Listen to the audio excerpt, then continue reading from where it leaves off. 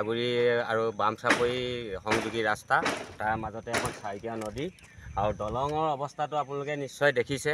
এইখন দলঙে আজি আমাৰ এই পিছপৰা যিখিনি ঘিলাগুৰি গাঁৱৰ ৰাইজ বামচাপৰিত আপোনাৰ এতিয়া ভাওনা প্ৰতিযোগিতা সমাৰোহ পতা হৈছে অসম ভিত্তিত।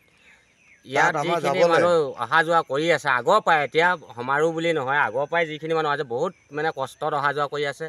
আৰু কালি ইয়াত এটা ভয়ানক ঘটনাও হৈ গৈছে আৰু সদায় এইকেইদিন ঘটি আছে, ল'ৰা ছোৱালী খহি পৰিছে।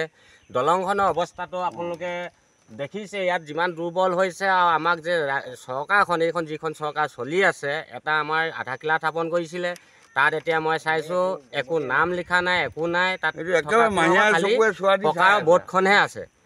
গতিকে আপোনাৰ মুখ্যমন্ত্ৰী ডাঙৰীয়ালৈ আমি অনুৰোধ জনাইছোঁ, আমাৰ স্থানীয় বিধায়ক নৱ কুমাৰ দলৈলৈ আমি অনুৰোধ জনাইছোঁ যাতে ঘিলাগুৰি এখন দলংখন অতি সোনকালে ব্যৱস্থা লয় যেন।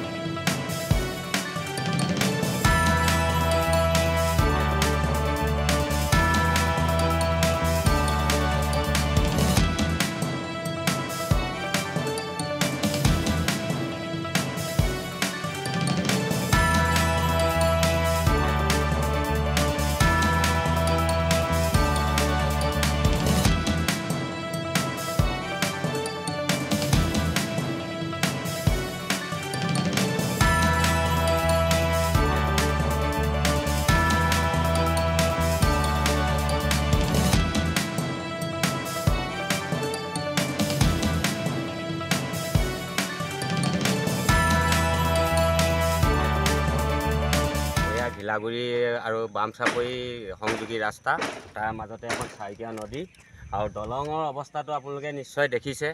এইখন দলঙে আজি আমাৰ এই পিছপৰা যিখিনি ঘিলাগুৰি গাঁৱৰ ৰাইজ বামচাপৰিত আপোনাৰ এতিয়া ভাওনা প্ৰতিযোগিতা সমাৰোহ পতা হৈছে অসম ভিত্তিত। ইয়াত যিখিনি মানুহ অহা যোৱা কৰি আছে আগৰ পৰাই, এতিয়া সমাৰোহ বুলি নহয়, আগৰ পৰাই যিখিনি মানুহ আছে বহুত মানে কষ্টত অহা যোৱা কৰি আছে। আৰু কালি ইয়াত এটা ভয়ানক ঘটনাও হৈ গৈছে আৰু সদায় এইকেইদিন ঘটি আছে, ল'ৰা ছোৱালী খহি পৰিছে। দলংখনৰ অৱস্থাটো আপোনালোকে দেখিছে, ইয়াত যিমান দুৰ্বল হৈছে। আৰু আমাক যে চৰকাৰখন, এইখন যিখন চৰকাৰ চলি আছে, এটা আমাৰ আধা কিলা স্থাপন কৰিছিলে, তাত এতিয়া মই চাইছোঁ একো নাম লিখা নাই, একো নাই, তাত পকাৰ বৰ্ডখনহে আছে। গতিকে আপোনাৰ মুখ্যমন্ত্ৰী ডাঙৰীয়ালৈ আমি অনুৰোধ জনাইছোঁ, আমাৰ স্থানীয় বিধায়ক নৱ কুমাৰ দলৈলৈ আমি অনুৰোধ জনাইছোঁ যাতে ঘিলাগুৰি এখন দলংখন অতি সোনকালে ব্যৱস্থা লয় যেন।